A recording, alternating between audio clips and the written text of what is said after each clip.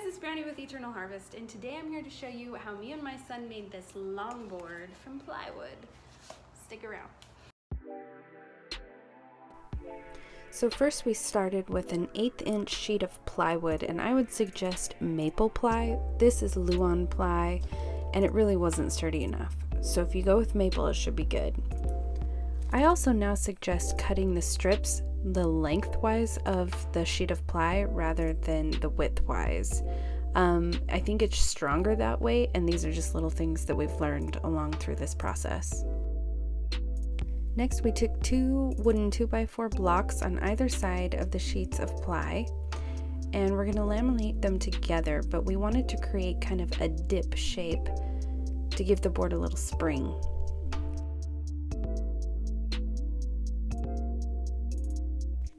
Once you got your blocks at either end of the sheet of ply, you can go ahead and glue up the middle piece. We use titebond too because it's water resistant and figured it would be really good for laminating these pieces together. And then we layered 3 pieces of the 1/8 inch ply together. Then we used every clamp we could find, and we put something heavy in the very middle to create kind of a concave look, so that when he stands on the top here, you can see it has a little give to it, which is exactly what we wanted. Okay, strength test. Go ahead. Do it.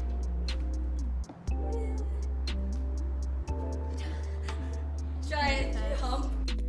Next, we printed out a template from Modern Builds. There's also one on 3x3 Custom that you can find, and I'll put the links below.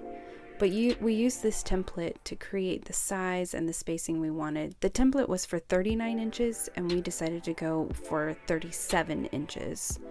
Everything I read said between 37 and 39 inches would be perfect size for my son. So you can see here we just taped it onto the board where we wanted it to go, and then he took a marker and traced the outline of the longboard template.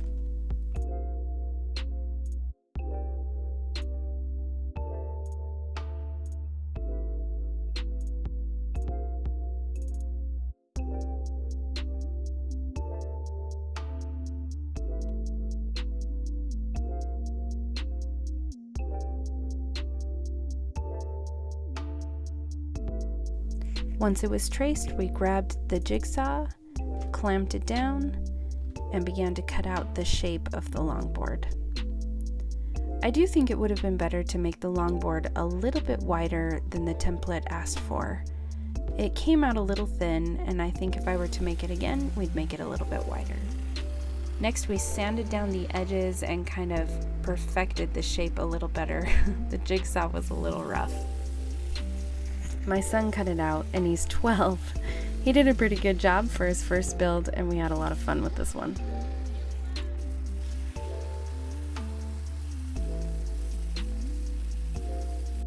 Next, he wanted to add a little flare, so we made a stripe down the middle with my router, and we just dropped it down like a 1/16 of an inch where we could add epoxy. We also routed around the edges of the entire piece. We used black diamond pigments inside some epoxy mixed. It was just some 24-hour clear glaze epoxy. I'll put that in the link in description below as well. And we went ahead and poured it into that space we routed out earlier. Go like this. About that much. Slow down. Need a little more. Slow it down. Okay, I'm letting go. You're doing too small. A little thicker all the way. Yeah, and too much. Slow it down. After pouring the epoxy, we spread it all out, and then we used a heat gun to get rid of any bubbles that were created throughout this process.